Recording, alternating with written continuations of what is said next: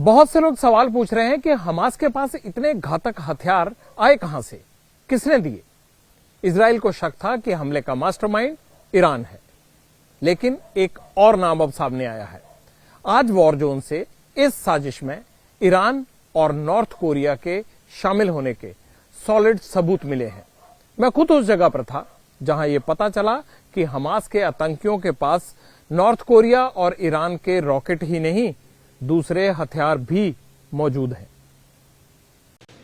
Hamas के आतंकियों के पास ईरान और नॉर्थ कोरिया के हथियार पहुंच चुके हैं और ये खुलासा किया है इजरायली डिफेंस फोर्सेज ने, क्योंकि इस वक्त जो ये हथियारों का जखीरा आप मेरे सामने देख रहे हैं, ये उन्हीं हमास आतंकियों से बरामद हुआ है जो गांव में घुसकर इजरायली लोगों का कत्लेआम करने के लिए आए थे। जो ग्रे कलर के आप ये रॉकेट देख रहे हैं, ये नॉर्थ कोरिया के बताए जा रहे हैं, जिनके ऊपर लाल रंग का राउंड बैंड लगा हुआ है, ये नॉर्थ कोरिया के बताए जा रहे हैं इजरायली फोर्सेस की तरफ से। और सामने जहां वो नीचे रॉकेट जो रखे गए हैं और मोटार टाइप रखे गए हैं, जहां ये एक सैनिक खड़ा है, ये बताए जा रहे हैं ईरान के।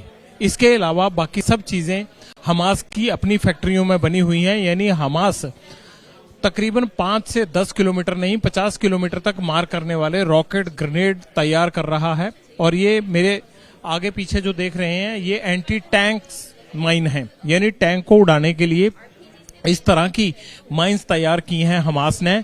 और इसके अलावा जो रॉकेट लॉन्चर्स हैं और एंटी एयरक्राफ्ट गन्स जो हैं वो भी रखी गई हैं, और ये सब हमास की फैक्ट्रियों में बने हुए हैं, ऐसा इजरायली फोर्सेस का दावा है। बड़ी मात्रा में जो है वो लॉन्चर्स अलग अलग तरह के मौजूद हैं, बजूका मौजूद हैं, जिनसे कि उन चीजों को टारगेट किया जाता है जो इजराइल के सरहद के अंदर खड़ी होती हैं या इजराइल की बिल्डिंग्स होती हैं, उनकी मार के लिए कितना बड़ा जखीरा देख सकते हैं आप कि ये हमास ने तैयार किया है।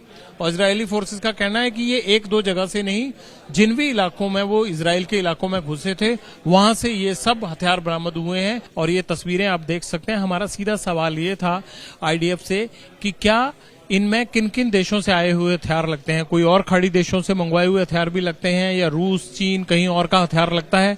तो सिर्फ इतना बताया गया कि जो हथियार मिले हैं ग्रे कलर के, वो नॉर्थ कोरिया के मेड हैं, जबकि कुछ ईरान के मेड मोटार मिले हैं। Type of weapon you have found from the Hamas?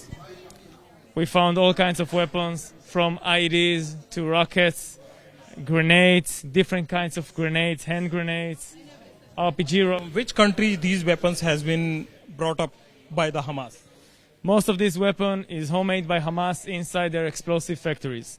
Around 80% was made by Hamas inside their factories. The rest of the 20% was brought by North Korea, made the RPGs, the gray ones, and we have some Iranian mortars and fuses over here.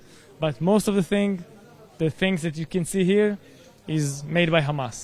Do you think they have much more sophisticated weapon, or they are fighting with all these weapons only? I know that they have some UAVs and drones, but I don't think they have something that is much more sophisticated. We have great defense systems. We have great soldiers and forces. I don't think there is anything that can surprise us. These are collected in those areas where on 7th October Hamas has attacked? Yeah, all these was found inside our villages and bases on the terrorist vehicles. Everything that you see in front of you. जैसे ही घड़ी का काटा दोपहर 2:30 पे आए, बबीता जी का दिल सास बहू साजिश के लिए मचल जाए। और ये है इनकी बहू, पूरे दिन ऑफिस की टेंशन हो जाए गॉन जब ये करें अपना फेवरेट शो फ्री टाइम पे ऑन। इनकी तरह आप भी देखें अपना फेवरेट शो अपने टाइम पर और डाउनलोड कीजिए एबीपी लाइव ऐप अपने स्मार्ट टीवी पर।